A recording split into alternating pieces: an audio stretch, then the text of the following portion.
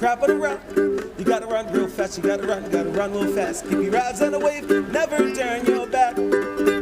Cause it's breakfast with Bob. And Poncho Man, everyone. Welcome back, Breakfast with Bob, day 3. Huggo's on the rocks. My name is Bob Babbitt, brought to you by Master Spas, SFuels Go Longer, HOKA Let's Fly, deboer wetsuits, Forum Smart Swim goggles, Zoot Sports, original triathlon brand, Quintana Premium Plus Sports, and of course, our Challenged Athletes Foundation. An athlete I have not met before, Rachel Zilinskas, joins us. How you doing, Rachel? I'm great. Thank you for having me. What I always enjoy is when people come from that great swim background. So you did University of Georgia, distance freestyle, IM, backstroke, fly, all that type of stuff. Yes, all the hard stuff. Did you start when you were like little teeny girl? Oh yeah, I was in the water from the time I was a baby and started swim teaming at the age of 6. And you loved it? Yes. Were other members of the family swimming as well, or? Yeah, my mom, she swam just recreationally, a lap swimmer, and then my brother and sister swam on the swim team as well. And then you end up University of Georgia. Yes. And you were second-ranked recruit behind Missy Franklin. Yes. Wow, that is some rare company to deal with. Indeed. Swam 17 years at elite level, so obviously the goal, Olympics. Yes, I watched the Sydney Olympics in 2000 when I was 6 years old. And that was it? Yep, that's where I wanted to be one day. So when did you get to the point where, okay, maybe it's not going to happen in swimming? Yeah, so my sophomore year of college, I tore my rotator cuff. And yeah, just never really was able to achieve the elite level that I was at before. I still had great success after I had surgery, but 2016 trials, I didn't finish as high as I did previous years, and I was wrapping up my career around then. And when did you find triathlon? Shortly after that, so after I was done with my eligibility in 2017, I signed up for my first triathlon, which was a 70.3 in 2018, and was hooked from then. And what was did you start out as age grouper? Yes, on a road bike. On a road bike? Yes. What was your first triathlon? Ohio 70.3. And how'd you do on your road bike? I did pretty well. I think I got maybe 3rd or 4th in my age group. Yeah. I got passed. Cool. I was the very first person out of the water and got passed by probably like 500 people. So you're voted the person least likely to pass people during the race. Yeah, probably. You're first out of the water. Yes. That's a tough position to be in. Yes, It's exactly. like, oh, there goes Jane. There goes so-and-so. Yep, exactly. Yeah. When did you get to the point where you felt like, okay, I can go pro here? Yeah, so I think it was really after COVID. I made a lot of gains during that time, but not a lot of races, obviously. And then in 2021, when I was back racing, I kind of really had a few races where I feel like I finally expressed all of the gains that I had made during the previous years. Okay, and then when we look at, and what year was your first year racing as a professional triathlete? 2021. Oh my God, yeah. You're like brand new at this stuff. Yeah. So 2021, you get 8th at Ironman Florida. Yes. And that tells you, okay, I can be with the best in the world. And then when I look at 2022, 3rd at Mont Tremblant, 4th at Ironman Lake Placid, 7th at Eagleman, 4th Ironman Texas. You're right there. Yeah. Right? That's a solid season. Yeah, for sure. And then leading into 2023, you win Ironman Mont Tremblant. Yeah.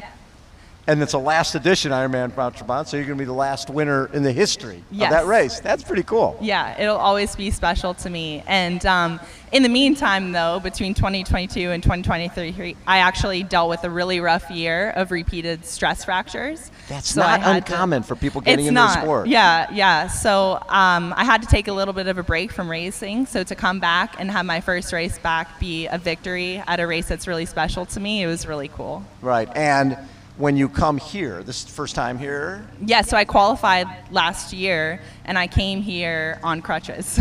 So no racing? No racing, yeah. How hard? Now, a lot of times, I remember Greg Welch came over here in '93 on crutches, and he learned a lot and won the race the next year. Yes. From watching. Did you learn anything from watching? Oh, absolutely. Yeah, I learned just witnessing everyone out there, just little tips and tricks for staying cool, dumping all the water on you.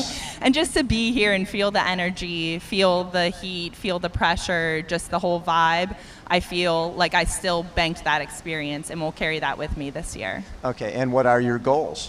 Yeah, so I'll just be happy if I improve off of my performance from Mont Tremblant. Just that being my first race back after injury, I feel like I'm in a even better spot now. So if I can just improve off of that race and just do the best I can, with any Ironman, it's always hard. It's always going to be difficult. So if I just give my all and make it to the finish line knowing that I did my very best, I'll be happy. Well, in the meantime, you also, you got your master's degree? Yes. And you got your PhD in biostatistics? Yes, my master's degree in biostatistics. Oh, okay. Yeah. And so is down the line after master's, you want to get a PhD as well, or you think you're done? I think I'm done. I think I've had enough school. Yeah. So we have a great swimmer here by the name of Lucy Charles Barkley. Have you raced her? I've never been head-to-head in a race with Lucy. So the only time I've been in the same race as her was when I was an age grouper. So you remember her back in age group days? Well, I never raced her. Okay. She was a pro and I was an she was age a pro, grouper. okay. Yeah. So with starting with Lucy, that's not a bad pair of feet to sit on. No, definitely not. If I could get on Lucy's feet, I would be very happy. If you're on Lucy's feet coming out of the water, all of a sudden people are like, Rachel. Everybody's going to be like, who's that? Yeah, for sure. That would be pretty fun. It would be really fun. Ride along the Quee Quay with a helicopter overhead. Yeah, That good spot to be. That would be great. Wonderful. Cool. And after this race, season over?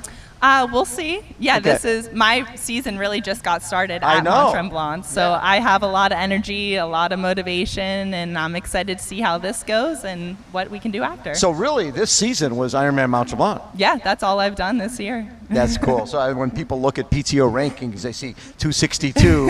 It's because Rachel hasn't done anything yet. She hasn't done any races. I think your score is your average of the past 3 races in the year, and I only have 1. So I have 1 score, and the other 2 are zeros. So Very cool. That is so Yeah. fun. Have you surprised yourself, because you've only been in this for a couple years, to be as successful as you are already? Yeah, very much so. I mean, I did have that Olympic dream as a swimmer, and Yes. that's a dream that I had for 17 years. And when I started triathlon, I didn't necessarily have the same dreams of achieving, elite goals as a professional. So it's been really awesome to just take that in as it comes. A lot of times when people come into the sport, they're thinking, okay, I want to make the Olympics. Yeah. In swimming or running, and there's so now try to make Olympics in another sport. So Olympics really didn't enter your mind for triathlon. No, not really. My first triathlon was a 70.3. I've always been drawn to the longer stuff and just those endurance challenges. That's what really lights me on fire. So as a swimmer, 200 fly, 400 IM, which is tougher? 400 I am. Way tougher, right? Way tougher, especially a long course. Yeah. Yeah. Oh, 50 meter, yeah. Yeah. Love it. Rachel, such a pleasure to meet you. We look forward to seeing you. And Lucy's going to be like, who's that on my feet? Let's hope. Let's hope. Thank you so much. Round of applause for Rachel, everybody. Thank you. Poncho Man, take us out. Sounds like thunder, got head for the high grounds. Wahini's coming, no fooling around. Cause it's breakfast with Bob. Thank you, Poncho Man.